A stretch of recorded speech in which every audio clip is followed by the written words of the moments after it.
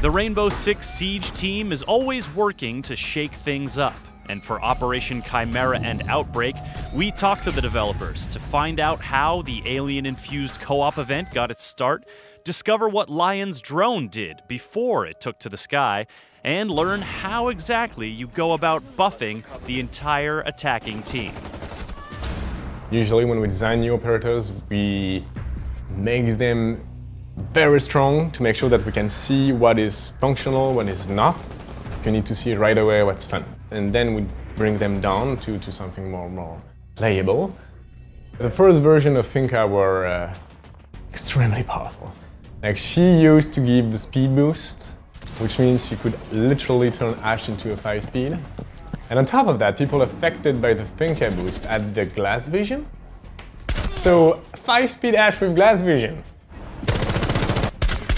It's like you make drawings. You have the broad lines first, and then you make things more sharp and accurate. You'll notice that there's a scar across her face. Yeah, that happened during a CQB training with Capcan, and needless to say, she gave as good as she got, and that kind of cemented a little bit of a kind of silent respect between the two. They gave her the nickname Knife, which is what her name means. The scar is very important because it's part of the story of the character, and it's something we're trying to push a lot in our new characters. They are wearing their story on them. But she's also really good friends with one of our favorite operators, Tachanka. You know, drinking buddies. I think they can drink anybody under the table, and I wouldn't put it past her to kind of give herself a boost to absorb the alcohol just a little bit better than Tachanka can. So I had this crazy idea when we started out the Lion. I wanted to have a completely new gameplay. I wanted to bring something like absolutely exotic and like fresh to R6. And so we had this little hovering sphere, all right? Like, stick with me, okay? So you would throw this little flying drone, it would stick to the surface you were pointing. It would emit pulses, and those pulses, if you get caught in, it would reveal your position. But we ran into some issues with that design, even though it was really fun to use and it gave way to a lot of like creative scenarios. So we went to a different design, put a drone in the sky, and we were like, okay, so this is going to be a global, it's going to affect everyone. Everything kind of fell into place. We were like, okay, individual charges, that worked super well. So it was fun for Lion, it felt fair for the defenders, and that's really when we thought we hit the sweet spot with it. And we wanted this character to have a strong presence into the game, so that's why it's so big. Honestly, we pushed a lot the tech to get this character clearly bigger than the others. So Lion is both an attitude of his approach to things. It's also the fact that he had a loud voice and he was able to maintain quarantine lines just by yelling at people. Getting your eyes on the hostiles! And it's also the fact that when his drone roars, everybody goes still. The coolest part of the design process is not the process itself, it's what happens next. It's when you release the operator into the wild and it becomes something. When it's on our computer, it's nothing. We play it a bit, it's fun, it's an idea. But when the players take these operators and makes something out of it and craft the game around this persona, that is when it becomes fascinating. You know, we always have this fantasy when we talk about Rainbow Six Siege, and especially on the attack side, this tactical fantasy, you know, like synchronization between teammates. Okay, I'm putting my breach shard. Okay, guys, 3, 2, 1, smoke, smoke, go, go.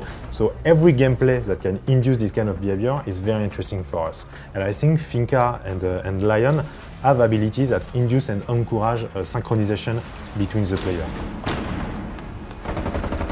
That player synchronization takes on a different form in Outbreak, a co-op event in which 3 players team up to take on a decidedly different threat. For Outbreak, it was a dream since the beginning. In a Clancy universe, do something a bit crazy, you know? We wanted to showcase the operators. We wanted to take the operators that fans knew and loved and give them room to breathe. And suddenly it's like, ooh, Thermite, that scene with Thermite and Ash is really good. We need to do something more with that. When we started to design the Outbreak enemies, everything started with an infection. In fact, we wanted to something alien, but also that has developed and evolved on Earth. Yeah, it was very interesting and very different than what we used to do. It was extremely fun for us to be in contact with such a kind of universe.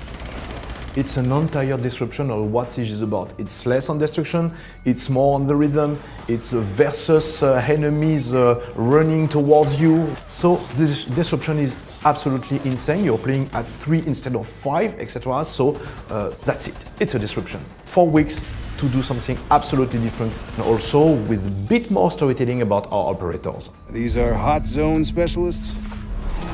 Today, in terms of calendar, we are not thinking about year 3, year 4, but it's way more than that.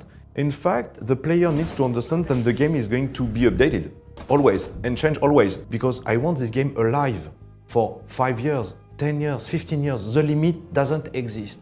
We had the opportunity to rework our framework, and so rework the way we are making operator by having more time and more technical possibility. So it leads us to having like the luxury to answer like more ambitious questions, like for example, what is an operator that never die? What is an operator that is in the map even before the preparation phase, and what are the impact? Expect to have even more crazy gameplay area being explored for this year.